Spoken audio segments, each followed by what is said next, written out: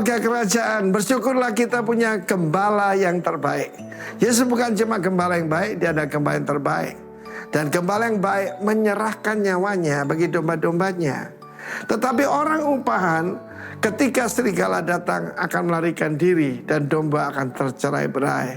Hati-hati kepada orang-orang upahan, saudaraku.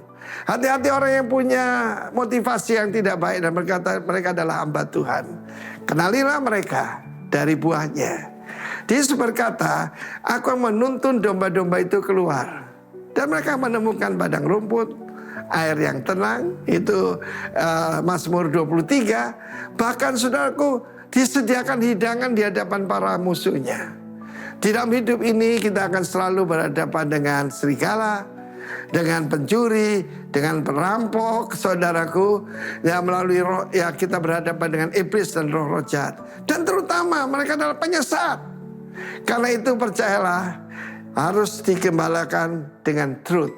Sekali lagi saya ingatkan, di dalam firman Tuhan Yohanes 17:17, kita hanya bisa dikuduskan oleh kebenaran. Ada orang berkata dan saya percaya dengan dia. Cuma dulu kan tidak pakai tablet ya, pakai Alkitab. Saya masih memakai Alkitab yang buku itu. Apabila Alkitabnya itu bersih sama sekali, cuma ditaruh di rak, hatinya pasti kotor. Tapi dalam saya melayani Tuhan, berapa banyak Alkitab yang sudah saya hancurkan. Maksudnya karena seringnya dipakai, saudaraku. Karena firman Allah mengatakan firman Tuhan, kebenaran itu menyucikan kita. Dan firman Tuhan itu adalah kebenaran. Sekali lagi paling bahaya itu penyesat. Bukan lebih dari serigala, beruang, singa. Yang lebih bahaya itu penyesat, saudaraku. Dan bagaimana kita lihat bagaimana Hawa disesatkan. Apakah benar Allah mengatakan demikian? Di dalam Kejadian pasal 3 ayat 1, dari yang diciptakan Lord God, Yahweh Elohim, ya, Yahweh Elohim. Tapi ayat kedua cuma disebutkan Elohim, Lordnya hilang. Karena itu hari ini kita tanya, who is our Lord? Dan kabar baiknya, gembala kita is our Lord. Dia membeli kita dengan darahnya. Amin. Haleluya. Bukan dengan emas dan perak. Wah, dia gampang kalau dengan emas dan perak.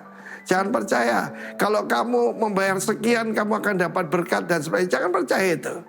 Hanya dia yang bisa memberi makan dan memuaskan roh, jiwa, dan tubuh kita. Saudara yang kasih Tuhan, Yesus memberikan peringatan. Hati-hati kepada, sekali lagi, gembala upahan. Gembala upahan ada di mana-mana.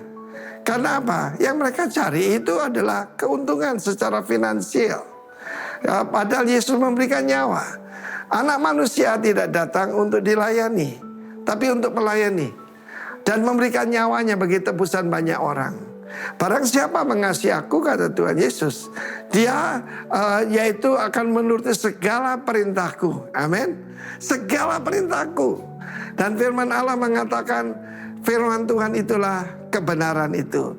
Ini perintah buat semua kepala keluarga, apalagi yang jadi gembala-gembala seperti saya begini.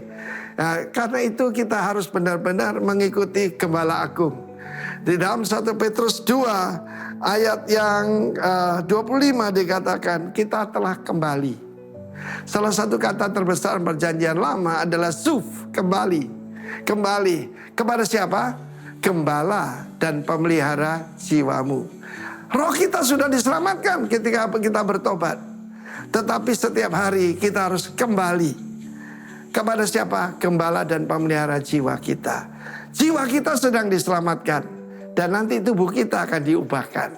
Sekali lagi, roh kita sudah diselamatkan. Tetapi kita harus tetap mengikuti Sang Gembala Agung itu. Sebab perkataannya adalah hidup yang kekal.